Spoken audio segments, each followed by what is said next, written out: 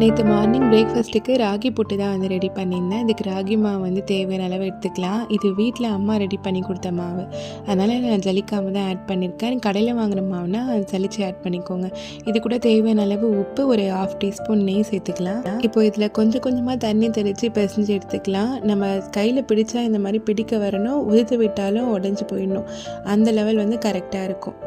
இது வந்து புட்டு மேக்கரில் தான் வந்து ரெடி பண்ண போகிறோம். ஃபஸ்ட்டு வந்து கொஞ்சமாக தேங்காய் ஆட் பண்ணிவிட்டு ஒரு 3-4 டேபிள் ஸ்பூன் அளவுக்கு நம்ம ரெடி பண்ணி வச்சுருந்த மாவு, மறுபடியும் தேங்காய், அதுக்கப்புறம் திரும்ப மாவுன்னு இந்த மாதிரி லேயராக வந்து வச்சுக்கலாம்.